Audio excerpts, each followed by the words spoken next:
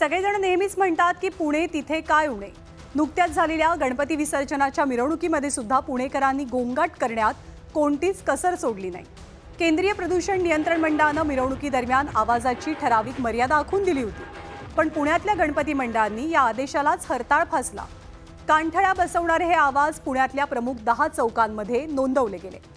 पुण्यातल्या गोखले चौकामध्ये 100 डेसिबल, टिळक चौकामध्ये 102 डेसिबल, शेडगे विठोबा चौकात 104.9 डेसिबल, कुंटे चौकामध्ये 105.2 डेसिबल, लिंबराज चौकामध्ये 106.6 डेसिबल, उमऱ्या गणपती चौकामध्ये 107.6 डेसिबल, गणपती चौकात 108.1 डेसिबल, बेलबाग चौकामध्ये 109.2 डेसिबल, तर खंडोजी बाबा चौकामध्ये 110 डेसिबल आणि होळकर चौकात सर्वाधिक 112.5 डेसिबलची नोंद करण्यात आली आहे।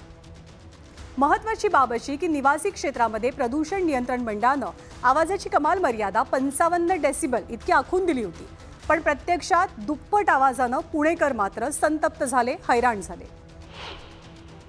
आवाज खूप मोठा झाला ना की त्यावेळेला छातीत एकदम धडधड करते, म्हणजे सहन होत नाही, कानालाही सहन होत नाही आणि हृदयाला बी सहन होत नाही, आणि लेझरचा बी खूप त्रास होते त्याने। आवाजाचा परिणाम असा आहे की घरांच्या भिंती हालायला लागल्या असं वाटतंय, छाती धडधड व्हायला लागते। अशा मीच डॉक्टर असल्याने माझ्याकडे तक्रार घेऊन आलेले अनेक पेशंट आहेत।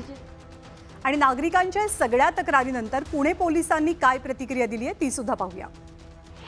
नॉइज लेवल बद्दल वेगवेगळे ठिकाणी डेसिबल मीटर्स होते, त्यांचे रीडिंग्स घेण्यात आलेली आहे। हे आतापर्यंत आमचे अधिकारी कर्मचारी बंदोबस्तात व्यस्त होते। ते मीटर रीडिंग्स जे आहे ते बघून त्या अनुषंगाने कायदेशीर कारवाई करण्यात। आणि यातली आणखी एक गंभीर बाब अशी की या मिरवणुकीनंतर 3 जणांना बेशुद्ध अवस्थेत रुग्णालयात दाखल केलं गेलं। दुर्दैवाने या तिघांचाही मृत्यू झाला।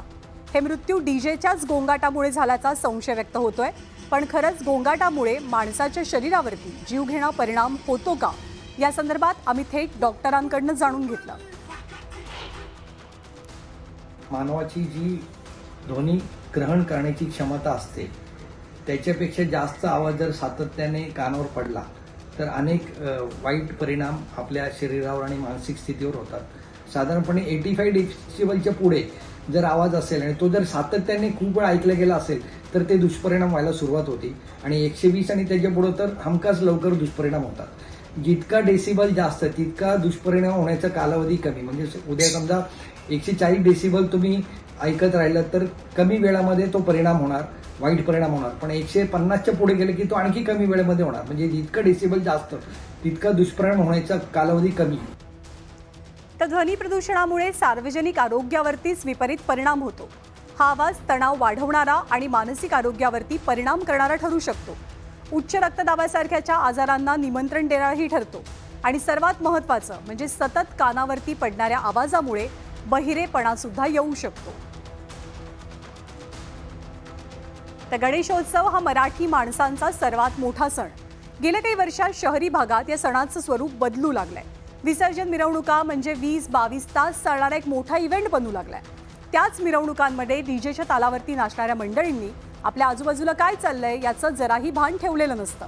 नियमांची पायमल्ली होते आणि उत्सवाच्या नावाखाली हा धांगड धिंगाणा दरवर्षी सुरूच राहतो।